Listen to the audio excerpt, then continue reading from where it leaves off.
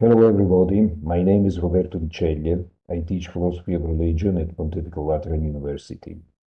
In this video, I will focus on relationships between transhumanism, digital immortality on one hand, and religion on the other. More precisely, I will focus on this question: will digital immortality replace religion? Before starting, however, let me thank very much the organizers for giving me this opportunity. Let me also declare that the views expressed here are my own and do not necessarily represent the views of institutions which I am affiliated with. Before starting, some preliminary questions. First, why talk about digital immortality and religion? Religion, among other things, has always been seen as an offer of immortality. Consequently, if we become immortal by way of technology, what will happen to religion? Will religion become superfluous? Secondly, on which religion will I focus on? I will focus on Christianity. I'm aware that there may be significant connections between transhumanism and other religions, and nonetheless, I believe that if I have to choose one religion on which to focus first, I prefer to choose Christianity. Simply because, among other things, Christianity has deeply shaped Western culture, as everybody knows. Consequently, there must be particularly significant connections between transhumanism and Christian religion. Now, I can start my speech by taking into consideration three forms of technological immortality, which, according to transhumanists and more generally supporters of technological progress, may be available soon. First of all, biological immortality. It consists in cellular rejuvenation. According to British biogerontologist Aubrey de Grey, we may soon be able to live for 150 or 200 years.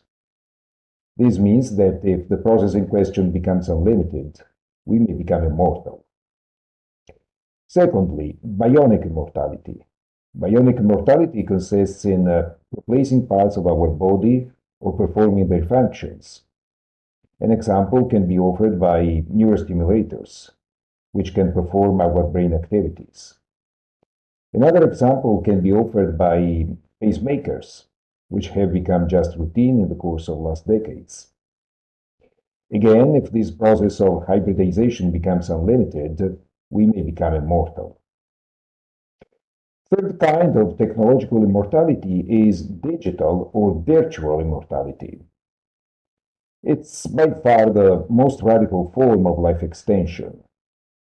It consists in the transfer of our mind, of our brain activity, to a synthetic medium. In other words, we should upload our brain activity onto a synthetic medium, which is why this process is also called mind uploading. We may also add a synthetic body, which means that the link between body and mind may be reconfigured on a new basis. Of course, it's immediately clear that there must be many difficulties that affect this kind of operation. For example, consider the fact that our mind evolved in connection with our body, with our brain, so we cannot be sure that our mind will really reappear once connected to a different body, to a different brain.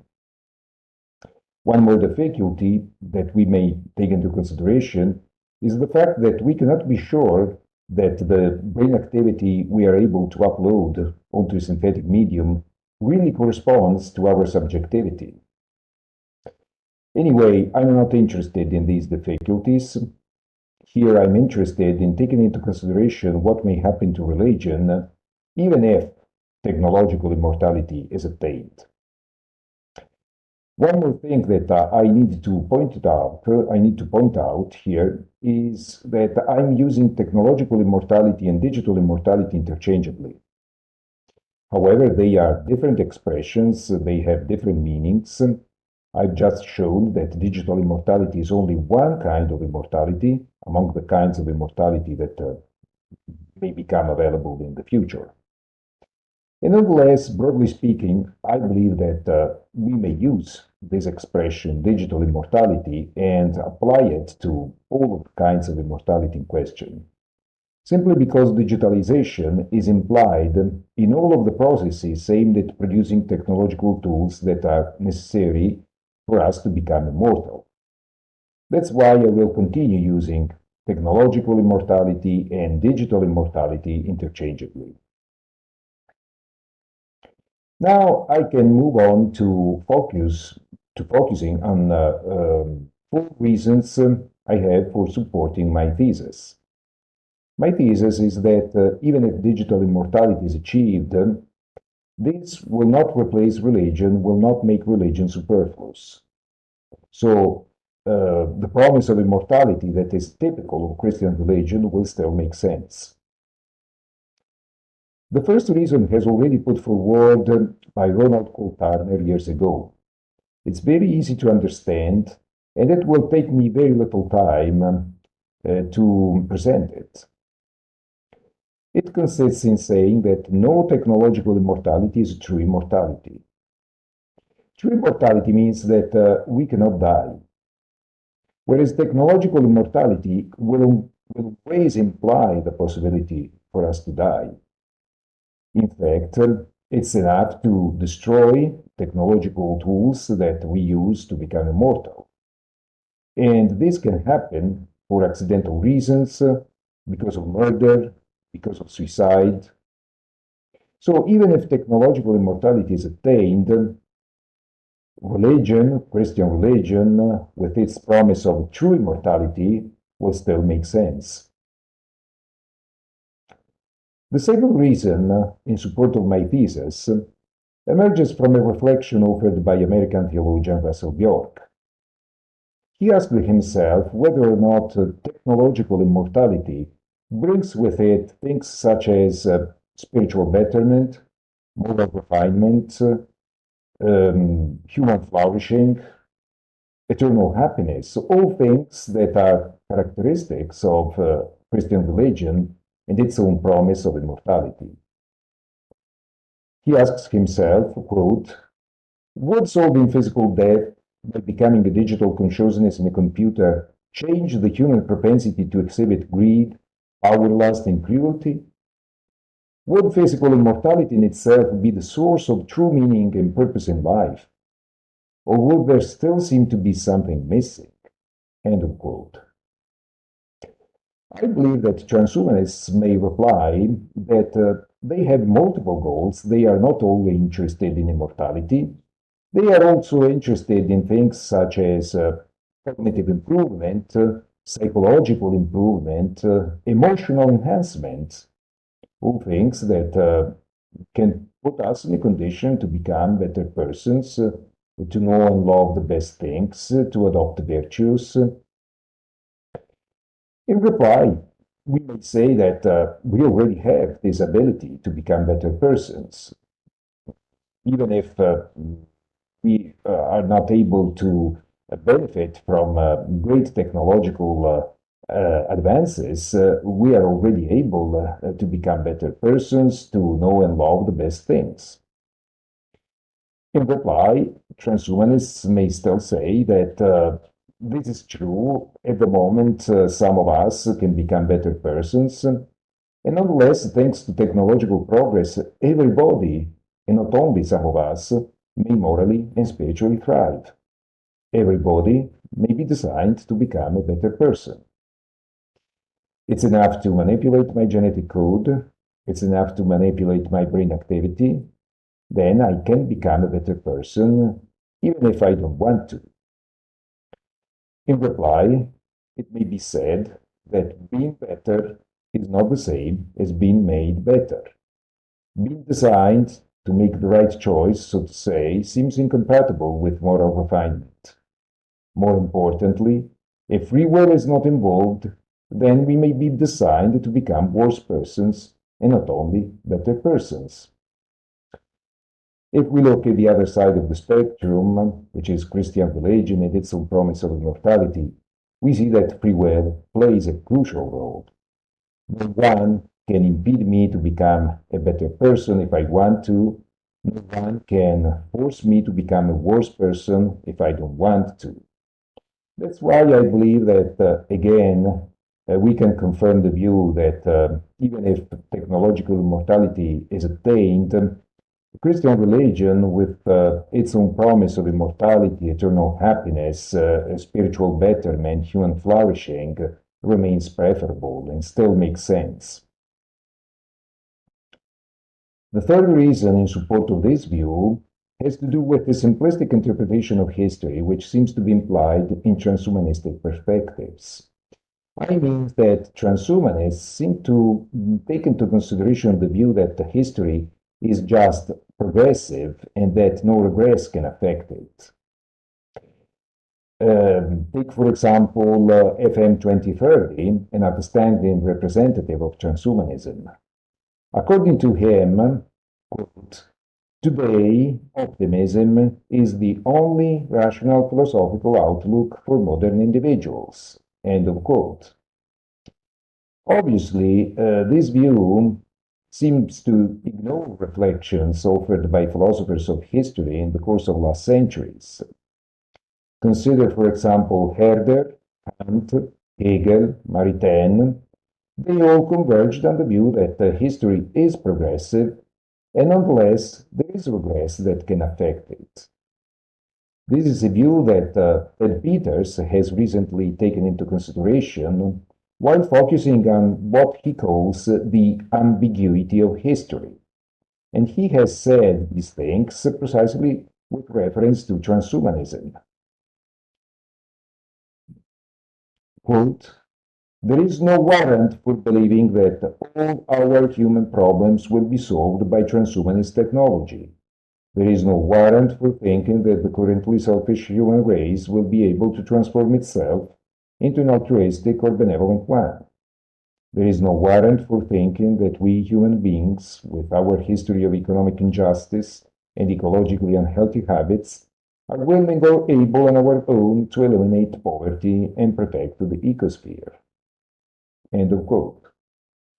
If this argument is correct, if it is true that history is affected by ambiguity, the idea that is put forward by transhumanists, the idea that technological progress can make us immortal, can make us perfect in this life, in earthly life, which is affected by ambiguity, clearly becomes unconvincing. How can we place full perfection in history if history is not perfect? On the contrary, if we consider Christian religion, we see that immortality, full perfection, eternal happiness are placed beyond ambiguity of history, are placed in the afterlife, and then this promise, the promise of Christian religion, remains convincing, remains preferable, even if technological immortality is attained.